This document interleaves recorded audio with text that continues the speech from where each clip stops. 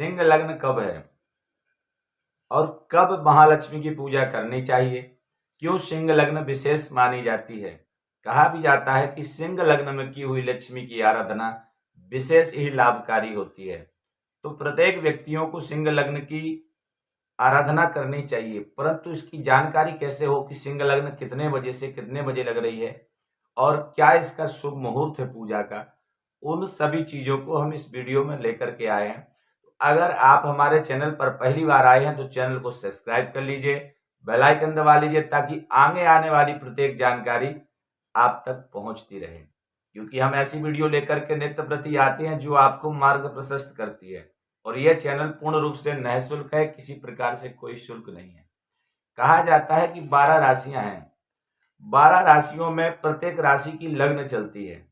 अब आपकी कौन सी राशि है ये आप स्वयं डिसाइड करेंगे कि हमारी राशि है तो हमारी राशि की लग्न कितने बजे प्राप्त हो रही है, हम कितने बजे पूजा करें, क्योंकि राशि के अनुसार ही पूजा के विधान कहे गए हैं। परंतु 12 राशियों में सिंह लग्न बहुत विशेष होती है। सिंह राशि वालों के लिए यह बहुत विशेष समय है और उनको, जिनकी राशि सिंह है, उनको तो विशेष रूप से इस समय को किसी भी परिस्थिति में छोड़ना नहीं चाहिए, क्योंकि यह समय साल में आपको एक बार दीपावली के दिन तो प्राप्त होता ही है, प्रत्येक दिन सिंह लग्न आती है, परंतु दिवाली की रात में जो सिंह लग्न की आराधना है वो बहुत लाभकारी है। ऐसी लग्न में अगर आप अपनी राशि के अनुसार भी अपना ग्रहों का निवारण करते हैं या व्यापार के लिए करते हैं या रोजी रोटी के लिए आप करते हैं, उन सभी चीजों में आपको लाभ होगा। और साथ में यह भी विशेष है कि इस लग्न में किया हुआ कार्य, जो भी आपने पूजा पाठ किया है, आराधना की है, वो सभी आराधना लाभकारी होती है और जिस उद्देश्य से की जाए वह उद्देश्य पूरा होता है। इसके प्रमाण हैं। और बड़े बड़े जो महर्षि हैं या जो तांत्रिक हैं या जो बड़े बड़े ब्राह्मण देवता हैं, आचार्यगण हैं, वह सभी इस लग्न पर विशेष अनुष्ठान करते हैं। कई यजमानों को भी आपने देखा होगा कई परिवारों में कि रात्रि में जो सिंह लग्न आती है उस सिंह लग्न में विशेष अनुष्ठान होते हैं, परंतु जहां जानकारी का अभाव होता है वहां लोग अपने मन से, जैसे सूर्यास्त हुआ उसके बाद दिया जलाए, दिया जलाने के बाद अपना आराधना पूजा जो भी जैसे बनता है उसमें किए, करने के बाद अपना रात्रि में विश्राम करते हैं।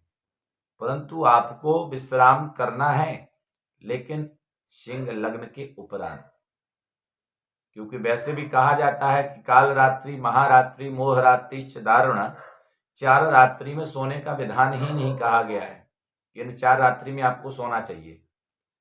और अगर आप इन 4 रात्रियों में सोते हैं तो फिर आप, कहा जाए कि जिस प्रकार लंका में रावण था, ब्राह्मण होने के उपरांत भी, विद्वान होने के बाद भी, सब कुछ जानकारी सामर्थ्य होने के बाद भी सीता का हरण किया। अगर माँ जगत जननी को हम हरण करके लाते हैं तो हमारा विनाश हो जाएगा, यह सब कुछ जानते हुए भी हरण किया। उसी प्रकार स्थितियां हैं कि आपको सारी जानकारी होने के बाद भी अगर आप अपनी विशेष लग्न का परित्याग करते हैं तो वह आपके लिए हानिकारक होता है। तो यह लग्न कितने बजे प्राप्त हो रही है, कैसे आराधना करनी चाहिए, उन सभी चीजों को हम इस वीडियो में विस्तार से चर्चा करेंगे। रात्रि में कहा जाए कि 12:54 से 12:54 से लेकर के और 3:09 तक जो है सिंह लग्न प्राप्त हो रही है। 12:54 अर्थात 55 से आप ले लीजिए कि 12:55 से लेकर के 3:09 तक 1 मिनट का कहीं कहीं अक्षांश और एकांश का अंतर होता है, तो थोड़ा बहुत अंतर 1 मिनट का हो जाता है, क्योंकि अब जैसे हमारे यहाँ बनारस में 12:55 से है तो कहीं पर जो है 12:54 पे है, तो कहीं पर जो है 12:56 होगा, क्योंकि जितना देश और दूरी बढ़ती है अक्षांश, रेखांश और सूर्य की समय गणना के अनुसार 1 मिनट का अंतर हो जाता है। तो आप विशेष रूप से 54 से लेकर के और 3:09 तक का जो समय है यह सिंह लग्न विशेष रूप से है। परंतु अब इस सिंह लग्न में देखिए विशेष रूप से अगर आप सूर्य अस्त के बाद आराधना करते हैं तो आप सिंह लग्न प्रारंभ होते ही हवन कर सकते हैं, एक ये विधान है। दूसरा है कि जब आप सिंह लग्न लग रहे हैं उससे लेकर के उस सिंह लग्न समाप्ति तक आप विशेष रूप से अनुष्ठान करें, उससे भी आपको विशेष लाभ होगा। अनुष्ठान क्या करना है सिंह लग्न में? कनकधारा श्री सूक्त का विशेष पाठ। अगर आप पाठ नहीं कर पाते हैं तो आप महालक्ष्मी का जाप करिए।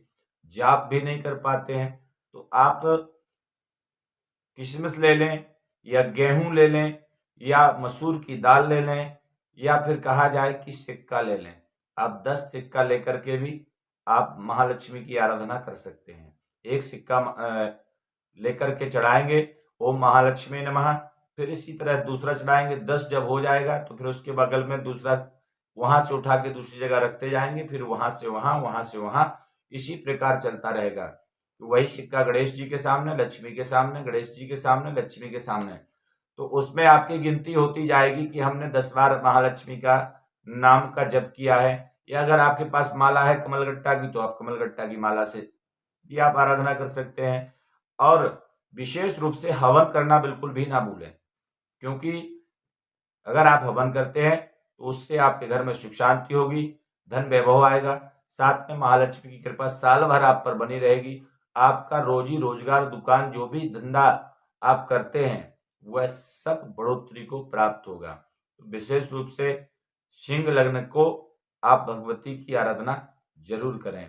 और अगर हमारे चैनल पर पहली बार आए हैं तो चैनल को सब्सक्राइब जरूर कर लें, क्योंकि यह चैनल आपके लिए ही है और आपके लिए विशेष जानकारी लेकर के आते हैं। जय माता दी, जय श्री कृष्ण, जय श्री।